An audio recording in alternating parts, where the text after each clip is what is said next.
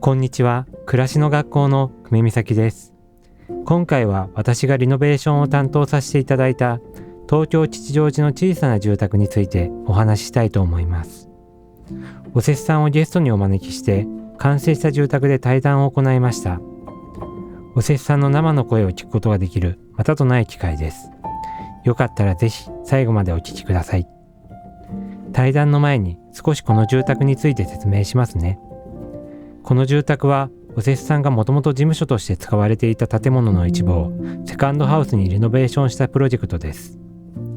約46平米14坪の小さな住宅ですが、それ以上の広がりを感じられるように改修しました。特徴は壁からシームレスに続いていく板張りの天井、そこに暮らす人々を優しく包み込むように柔らかな曲線を描いています。またギャラリーとしても機能するまっさらな漆喰の壁は時間とともに光の移ろいを映し出します。またこれまでの暮らしの学校の動画で名建築を紹介する際にお話しした暮らしに役立つヒントを散りばめた住宅にもなりました。ぜひそういった要素も気にしながら聞いてみていただけると嬉しいです。それではおせっさんと私の対談が始まります。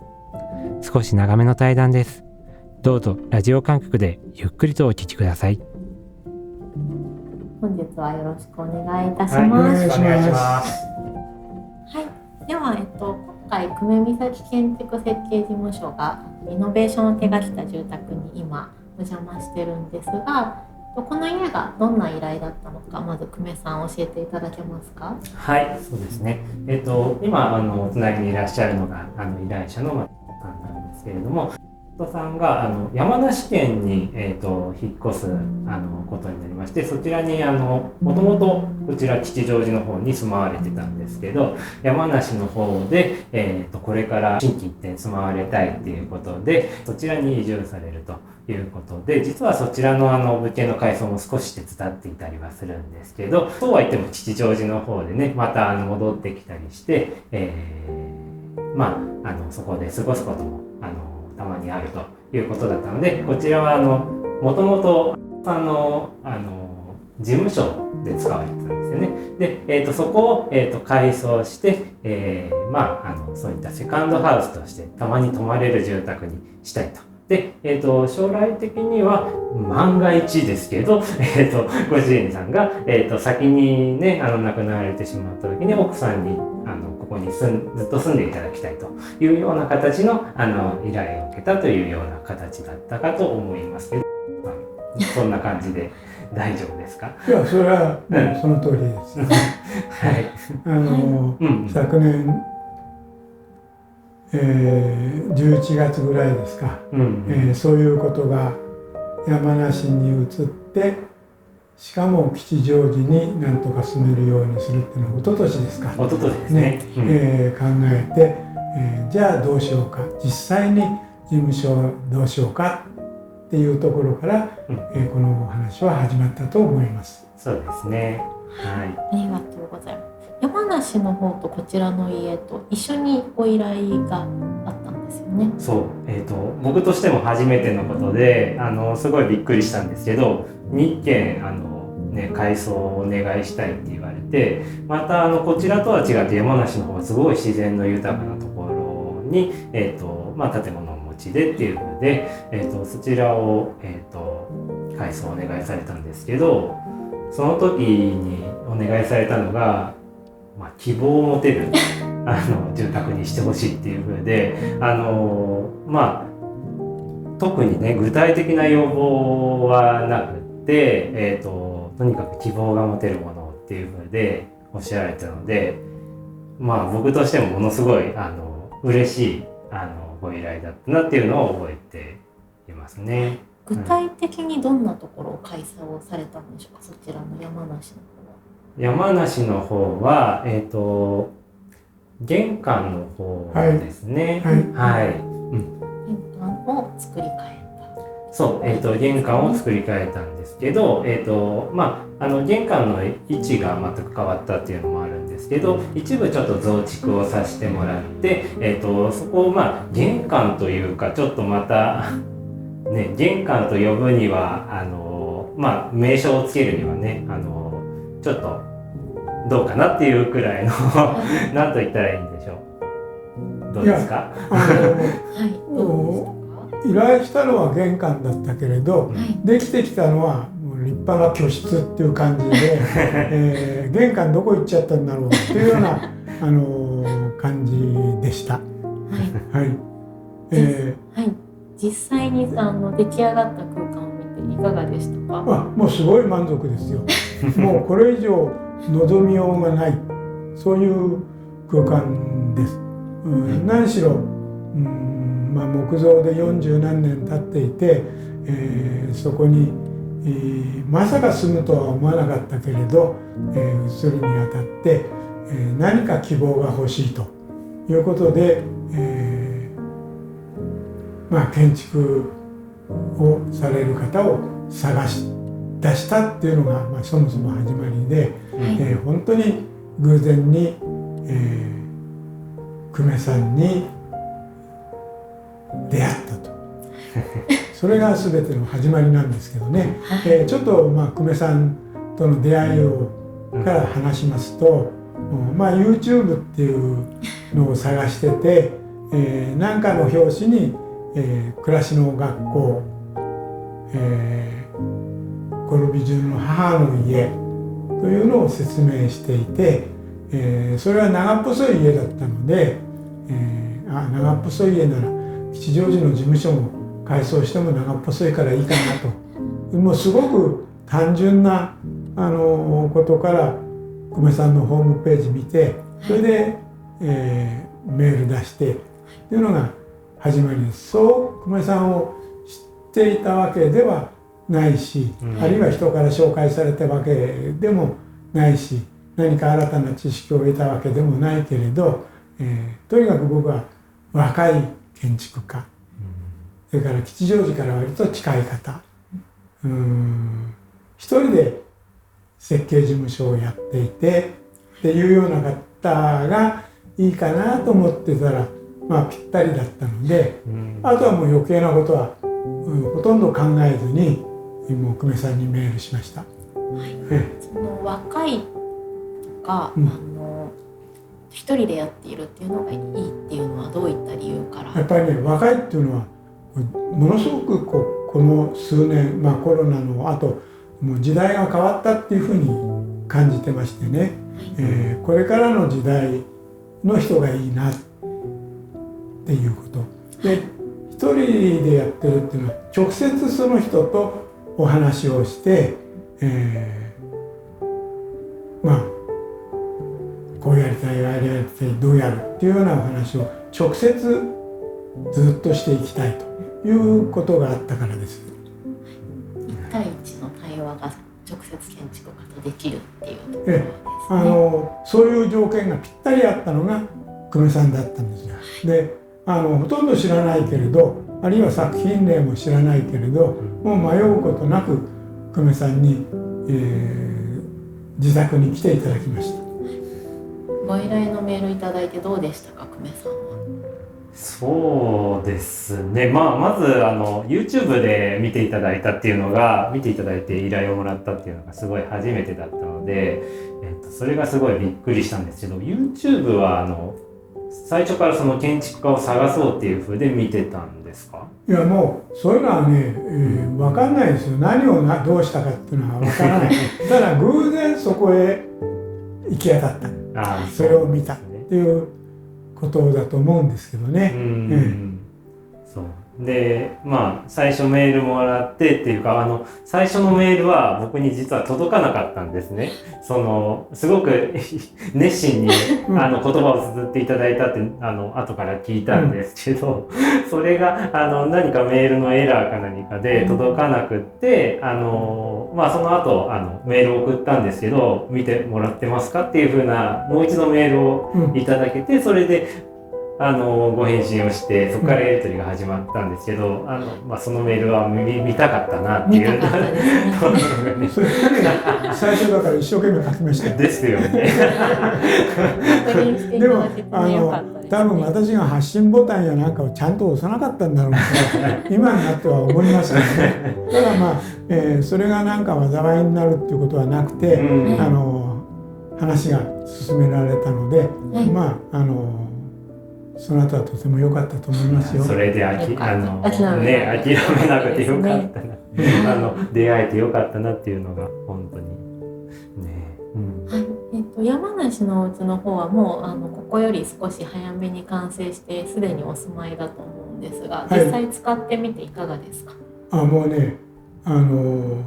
希望の星ですよ。すごいと思う。惨めな玄関をあそこまで直したっていうことはね、ちょっと驚異的。それしか言いようがない。毎日そこで生活してるわけだけれど、もう朝起きてくるたびにありがたいっていうそういう気持ちですよ。久米さんはその玄関どういうことを思って設計されたんですか？ご依頼としてはね、玄関をちょっと変えたいっていう非常に小さなスペースの依頼だったんですけど、玄関って外から入ってきて、で内側につながるバッファーとしての役割があるので、そこを変えることで、外との関係性も中との関係性も少し変えてあげるってもうより豊かにしてあげるっていうものを作ろうと思って設計したっていう感じなんです。大行なことを言うとそうなんですけど、実際はさんの住んでる山梨のところに行って、その場でザザーってラフプランを書いて、でさんに見せてこれはいいねっていうふうに言ってもらって、そっからもうそれをちょっとブラッシュアップしていったというか、そういった感じでできていったものですね。でも本当に関係性を変えるっていうのはなんとなく実現できたのかなって思ってて、こう言っていただけるのは本当に光栄というか、はい。実際どういう空間になったのか簡単に説明していただいてもいいですか？はい、そこは、玄関というにはちょっと広い。そうとにかく連窓で連窓って言っていいんですかね。そうですね。景色を切り取って、っていうことがやっぱりものすごく大きいですよね。私なんかただ大きな窓があって外が見えりゃいいなという単純な思いから、そうじゃないんだよっていうことを教えていただいた。すごく景色のいいところなんですよ。それ自体は外に出ればその景色っていうのはすごい体感できるんですけど、室内にいてそれをどう享受するかっていうことを考えた時に、やっぱり景色を切り取るっていう絵画みたいな形で、見れるっていう外で見るとはまた違って良さがあるよねっていうところを考えて、作ったって感じですね。はい、ありがとうございます。では、本日今ここの空間についてお話伺っていきたいと思います。はい、こちらの空間完成してみていかがですか？何かを検討するとかね、どうこう望むとかね、そういうことはもうあんまりなかったんですよ。私が一つ言ったのはね、キッチンは1800ぐらいの出来合いのものを入れりゃいいよっていうことを言ったんだけれど、できてきたものとは全然違った。だけれど久米さんがこういうならじゃあもうこれで行こうっていうことでね、私の中では何かを変えようっていうような、あるいはこう希望を出そうっていうのを最初からもう最初の案からもうそのままでいいよっていう感じでね、進めましたので、久米さんがじゃあここはこう改造しようとかここはこうしようとかっていうことを随時されて完成していったわけで、その結果としてこれはすごい空間だなっていうのは正直思いますよ。ちょっと今の話若干違ってキッチンは僕最初既製品のものを入れるイメージでプランを出したんです。でそしたらまあいろいろ話し合っていく中で、じゃあさんがキッチンは作っちゃおうって言ってくれて、そしたらもういろんなことができるねって思って、もっと豊かな空間にできるし、まあキッチンをその時なんだろうな、キッチンをキッチンとして見せるんじゃなくってキッチンをまあ空間の一部としてもっと家具みたいに見せたいっていうお話もあったので、まあコンパクトな空間なのでそんなに設備っていう感じにせずに空間に馴染むような形で設計できたのは本当になんだろう、これはさんと、まあ、協力してなんかアイデアを作っていったって感覚は僕にはあるって感じなので、本当になんか楽しいなんか作り方だったなと思っているって感じですね。はい。いかがでしたか？いい思いまみたいな。とにかく最初の模型から壁と天井が一つになって部屋の仕切りがなくて、そして、狭い空間に長くて広い壁ができるよっていう説明を受けて、あ、そうなんだと思ってそしてできてみたら本当にその通りなので、これはすごいと単純に思ってますよ。逆にね、年寄りにこのキッチンをどう使いこなせって言うんだとかね、この広い壁をどうしろって言うんだとかね、久米さんが語りかけてるものがたくさんあってねこれどうしようかっていうのが僕はずっと考えてることですよ。それもある意味今後の希望ですかね。そうでしょうね。これどうやって生きてもう一度生きろって言われてるような気がしますよね。だからそういうこと言うんならもう一度生きてやろうそういうねまあ心構えでね、この空間に住まわせてもらえると。寿命が伸びそうですか？いや、それは何とも分かんないけれどねただ、この壁をどうしようっていうのは今でも考えてますけどね、こんな広い壁何かどうしたらいいんだっていうのがまあ正直なところですよね。久米さんに、負けないようにやろうと思ってます。楽しみですねご依頼いただいた時に伺ったお家もすごく素敵な作品など飾ってあった。そうさんは本当になんだろうな、僕の印象ではすごくアートに造形が深い方なので、実際この壁もねしっかり生かしてくれるかなとは思うのでそういう方じゃないと提案できないので、逆にそれはそう言っていただけるのはすごい楽しいというか。いやでも絶対それは違う。僕は全く物事が分かんないんで有名な人だからいやでも選んでくるなんか一つ一つがやっぱり僕はなんか大好きで選ばれるものがそれは本当に飾ってほしいなっていうのと、さっき言った、寿命の話で僕さんと出会った時に今その時さん80歳だったんですけど、僕はあと10年で死ぬからって言ってで奥様が、71歳だったんですね、その時でその時に奥様に住んでほしいって言っておっしゃってたんですけど、それが、この前の時にこれはここを堪能するためにもっと長生きしなきゃなって言ってくれたのが僕はめちゃくちゃ嬉しくって、それがね本当にやってよかったなっていう瞬間だなと。なので長生きしてください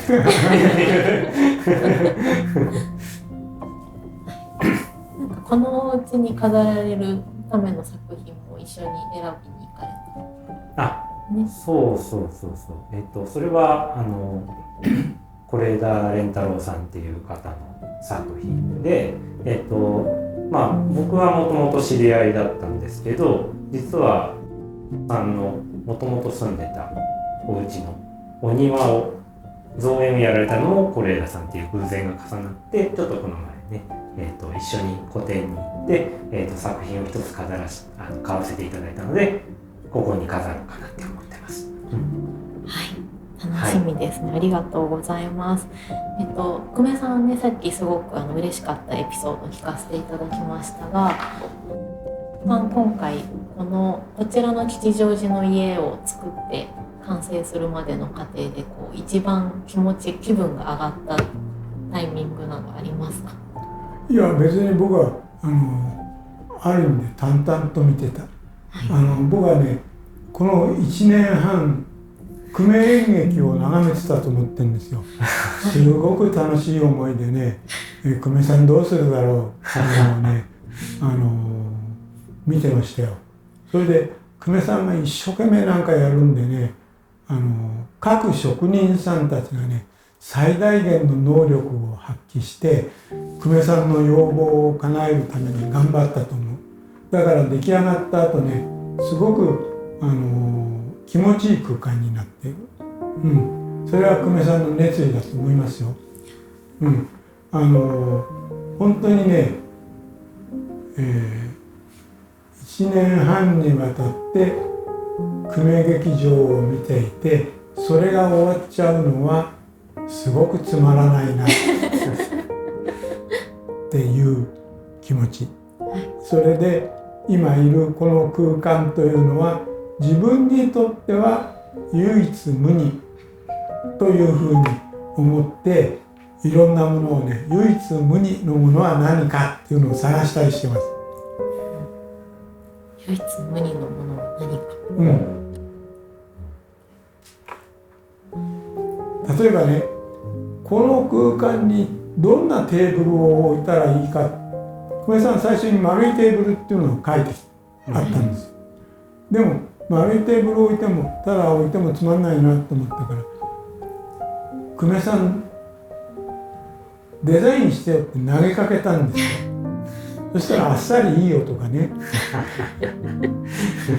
そういう感じで、ますます空間が楽しめるような方向に久米さんと共に進んできたなっていう気持ちですよ。今私たちが座っているこのテーブルが久米さんが今回の住宅に合わせて設計した丸テーブルですかね。そうですそうです。このテーブルについてじゃあ簡単に説明していただけますか？はい、実はさんがソリウッドプロダクツっていう家具メーカーさんの先代の代表の方になるんですけど、そのソリウッドさんに作ってもらう形でまた今後の販売一般販売の前提として、この住宅のために、新しいデザインを作ってほしいって言われて作ったものなんですけれども、僕はそれをご依頼を受けた時に、丸テーブルっていろいろデザインはシンプルなものなのでデザインって結構出尽くしているなっていろいろ調べている中で思ったんですけど、今の時代に必要なものって何だろうっていうことを考えた時に一般の人が手の届く価格帯でなおかつ作り手の手仕事を職人さんの手仕事を感じられるものを作りたいなと思って、ソリウッドさんの、工場、工場の方に行って、いろいろ職人さんと話をさせていただいたりして、どういう作り方がいいかっていうのをそこで考えて、形にしていったっていうのが、これを作った、原因というか、コンセプトというか、そういったものですね。はい。こちらのテーブルを作っていて、久米さんが一番楽しかったのはどの時ですか？楽しかった時、そうですね。なんかそうですね。そのさっき言った、作りやすさと、あと運搬のしやすさっていうのもあるんですけど、運搬のしやすさと、あとその手仕事の良さっていうのが、組み合わさったデザインができたなというふうに、感じられた時は、何かちょっと今の時代に合った新しいテーブルの形作れたなというところがあって、でこれがそのデザインをさんにお送りして、で後でちょっと説明してもらうかと思うんですけど、すごい嬉しい感想をもらって、でできてくるまではものすごく一連の流れとしてめちゃくちゃ楽しいひとときだったなと思ってます。はい。このテーブルのデザインが上がってきて完成した実物を見ていかがでしたか？簡潔で美しくて細やかな手仕事で、温かみを表現して素晴らしいと思いましたよ。図面見た時ね、簡潔で美しくてっていうのは平成の将来の社会性につながるかな、あるいは人の生き方につながるかなっていうふうに思うようなデザインでした。私たちはこの平成じゃない令和の時代に、こういう社会、こういう生き方を目指していけばいいんじゃないかなっていうのを久米さんは表現しているような気がしましたよ。だからね、久米さんが考えてる以上に久米さんのデザインには重要な要素がかかっているなっていうのは思いましたね。なんだかすごく褒めていただいてますが、いかがですか？そこまで言っていただけると嬉しいんですけど、そうですね。はい、そうですね。これからのね時代に何か新しいものをね作っていければおっしゃる通り嬉しいとは思うので、はい、そうですね。これからもちょっといろんな方に届けられるようにもうちょっとねブラッシュアップしていきたいねって話もしているので、生産に向けて、楽しみです。はい。昭和の時代っていうのはそれはそれで素晴らしい。だけれど時代遅れっていうのもあるから、その昭和の様式に令和の新しい気風が混ざっていくといろんなものが良くなってくるかなと思っていて、久米さんはそういうものを持ち合わせてるんですよ。だから本人が気づいてるかどうかは知らないけれど、なんか私にはそういうふうに見えるので、そういうことを本人も大事にしていくといいなと思いますね。では、ここからは一度実際にこの家の各スペースについて久米さんとにお話ししていただきたいと思います。はい。玄関からお願いします。玄関ドアは今回さんの会社の、ソリウッドさんにお願いして作ってもらった無垢のドアがついてて、真鍮のレバーハンドルと長板がついてるようなドアを作ってもらったんですけど、それはなぜ真鍮を選んだんですか？なぜ真鍮？そうですね。やっぱりここに長く住んでいく中で経年変化が美しく出るのが個人的にも真鍮っていう素材は時間が経つほどに美しくなるものだと思っているので、そういったものを、本当に僕がレバーハンドルとか長板は勝手に選ばせてもらった感じになるんですけど、でももうすごいお任せしてくれたので、その辺どうですか？玄関ドア見てもらって印象とかって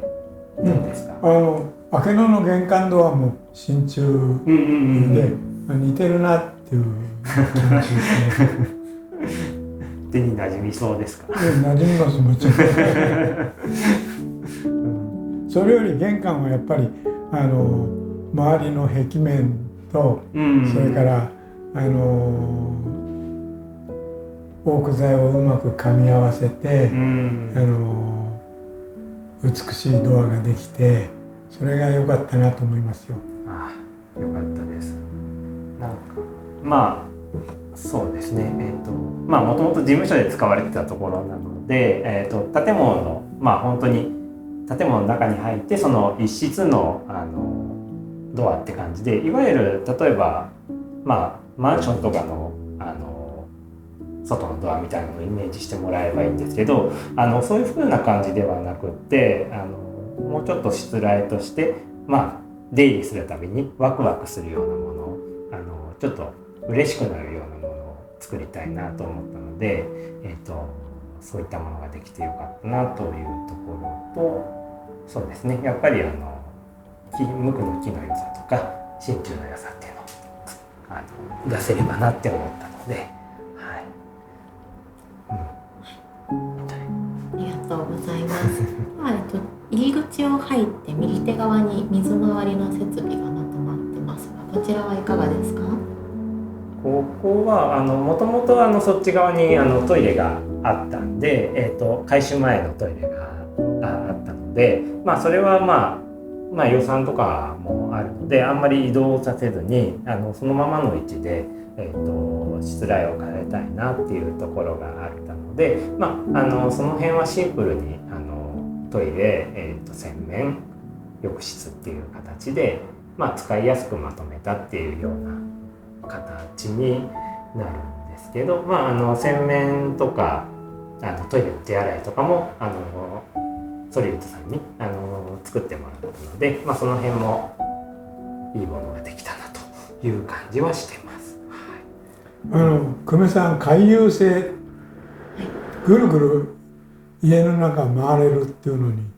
こだわっていて、最初トイレの壁を壊すのかなと思ってて、それはやめましょうとお願いして回遊性はやめてもらったんですよ。変化ってそれぐらいですかね。僕がすごい回遊動線にずっとこだわってたのでそこが結構ね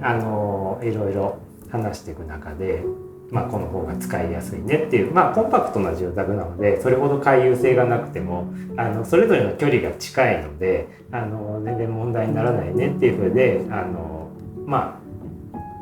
そうですね、回遊動線は取らなかったんですけどよりいい空間ができたなという感じはしてますね。そういう点で久米さんすごい柔軟性がありますよ。でも僕は時も自分が回遊動線が絶対いいって言ったのにと思ってでも自分ででもこっちの方がいいって気づいてしまったのでそれをさんにお願いする時は本当にすみませんけどって話をした記憶があるんですけどね。それより何より寝室の障子ですよ。障子っていうとね、昔の日本の障子しか知らない人間が、どんなものになるんだろうって言ったらすごい今風な障子になって、こういうの障子って呼べんのかなって今でも思ってますよ。その障子は気に入ってますか？気に入ってます。すごいと思いますよ。久米さんどうですか、障子？障子はそうですね、障子のデザインはすごいこだわって僕もなるべくなんだろうな、障子なんだけど、障子って光を透過するっていうと柔らかく透過するっていうのがすごくいい建具だなと僕は思ってて、で、それを純粋に表現したいなと思ってたのでなるべく障子の中の桟木の桟をですね少なめにしてすごいシンプルな純粋な形で表現できたのでこれはもう職人さんに頑張ってもらったっていうのもあるんですけど、強度的なところがそうするとどうしても下がるので、それを確保するためにちょっといろいろやり取りはしたんですけどそのおかげでなんだろうな、寝室の障子を3枚の障子で寝室が廊下と仕切られてるんですけど、そこを閉じた時に、中からの光がほわっと廊下に出てきて優しい光が廊下を明るすぎない優しい光が廊下を包むみたいな感じになったのでそれは思ってた通りに思ってた以上にいいものができたなって思うので、それが良かったなと思ってます。はい。障子の扉とかも既製品ではなく久米さんが設計したものを職人さんがこの家のために作ってくださったってことですね。そうです。もう全部、ここに使われてる建具だとか、そういったものは全て職人さんが作ってもらってますね。ほぼ全てです。はい。では、玄関から左手この障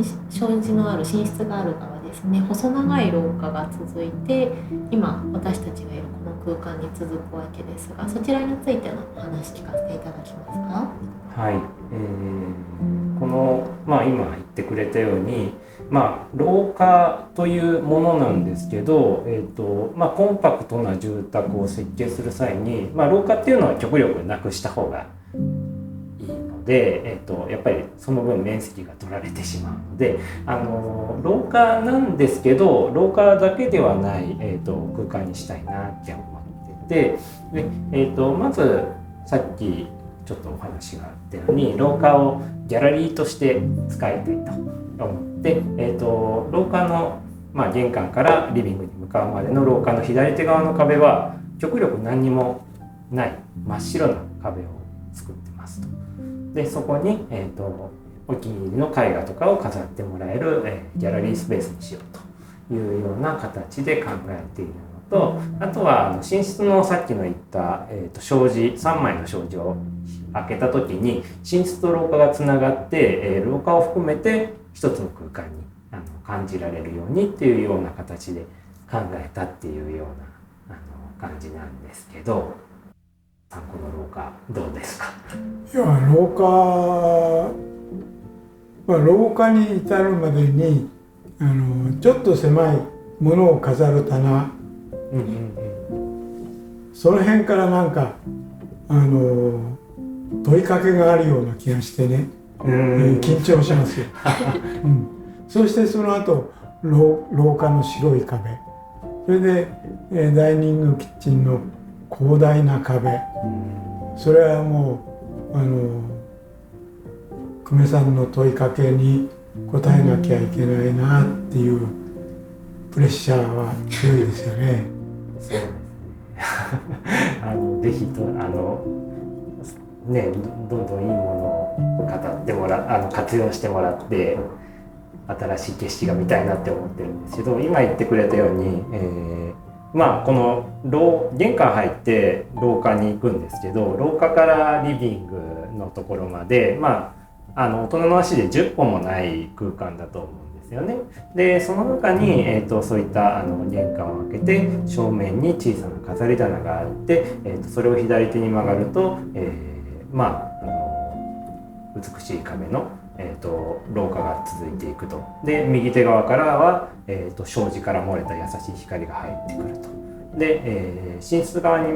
リビングに行くにあたって天井がどんどん高くなっていくんですね。で、そこで、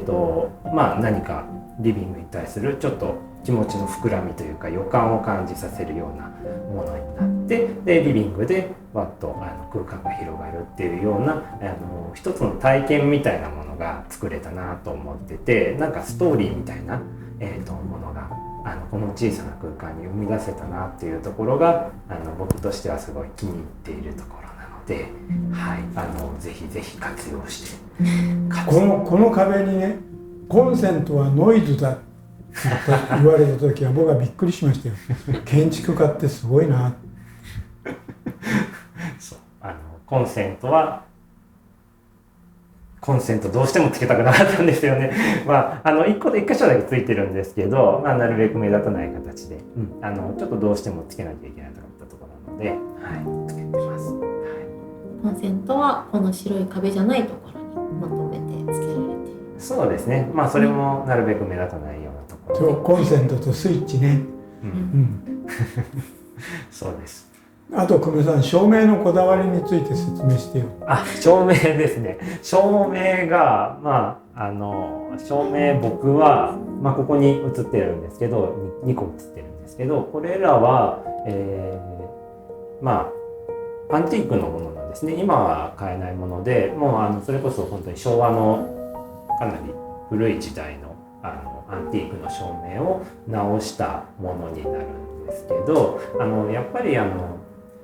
今いろんな照明が販売されてるんですけど、それらにはなんというかな、照明の表情というか、やっぱりその当時のガラスってちょっと歪んでいたりだとか、ちょっと厚みにムラがあったりだとか、ちょっといろいろな素材としての深さみたいなものが感じられるので、やっぱりこの住宅のためにさんが住むこのかけがえのない一つの住宅のために既製品のね大量生産されている照明を使うっていうのはなんだかちょっと違和感を感じていて、僕はこういった古い照明を一つ一つそういったアンティークを販売しているお店に行ってものを確認して、取り付けさせていただくっていうことをさせていただいてるっていう形なので、はい、なかなかねいいものがあるかどうかは分かんないんですけど、巡り合いということで今回これがいいんじゃないかなってつけた感じです。はい、山梨のお家の方にもそう山梨のお家の方のね気に入っていただいている玄関の方にも古い照明をいくつかつけさせていただいてます。あっちは新しい作家物の照明とかも一部つけたりはしてるんですけど、照明いかがですか？いや照明については本当に何もわからないのでね、ただ僕はずっと生きてきたのは天井にドンと照明がついているっていう中で生きていたからありがたいなっていう面と大丈夫かなっていう両方ありますよ。大丈夫かなっていうのはどういうところですか？暗くないかなって。はい、そうですね。そう今言ってくれたようにこの住宅は天井にポコってダウンライトとかそういったものを、あとはこういうシーリングのカチャってつけるライトとかそういったものは一切つけてないですね。天井面を綺麗に見せるためにそういったものはつけずにペンダイトライトとあと壁付けの照明で基本的には成り立っている空間なんですけど、明るさは多分大丈夫かなと思うので、はい、暗かったら言ってください。全体として見るとね、かっこつけてないっていう感想を褒め言葉として言ってくれた人がいるんだけれど、かっこつけてないし奇をてらうところもないんだけれど、全体としてはすごくかっこつけてる。これはねそのことが部屋に深みを与えてるね。住む人の落ち着きとかね、安心とかね、そういうことに対して非常に大きな意味を持つと思いますよ。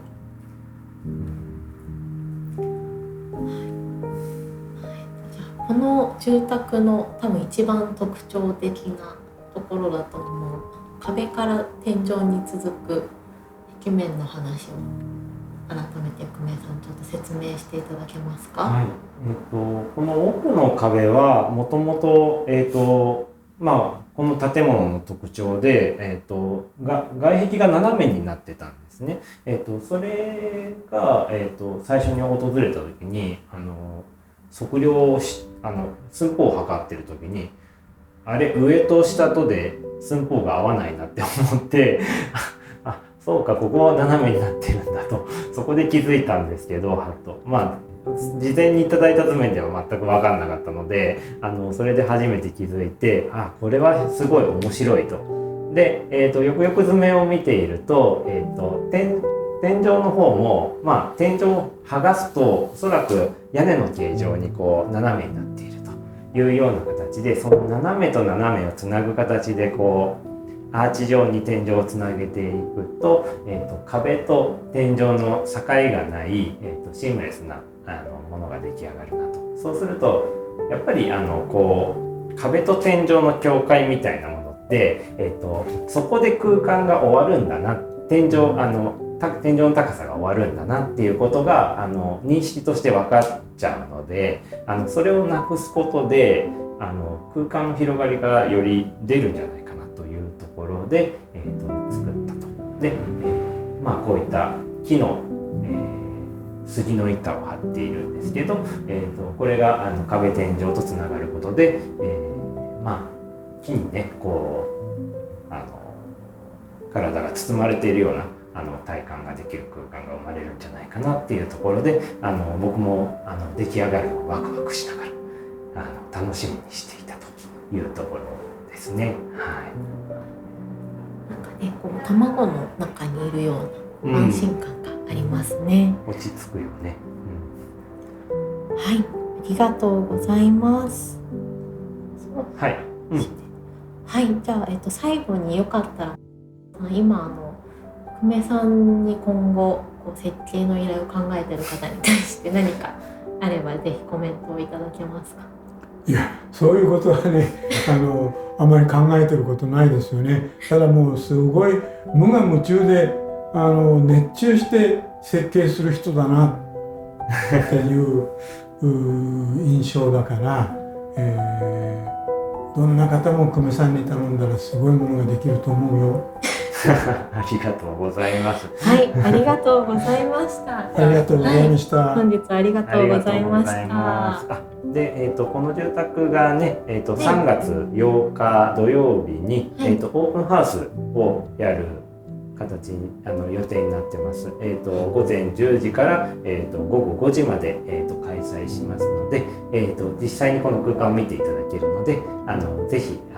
興味がある方はお越しください。はい、では、こちらの住宅見てみたいという方は2025年3月8日の土曜日に、10時から17時までの間、ちょっと集合場所がシーソーズさんっていうお店の方で受付をいたしますので、よかったらそちらにお越しいただければ随時ご案内をいたしますので、ぜひお越しください。はい、はい、ではありがとうございました。はい、ありがとうございました。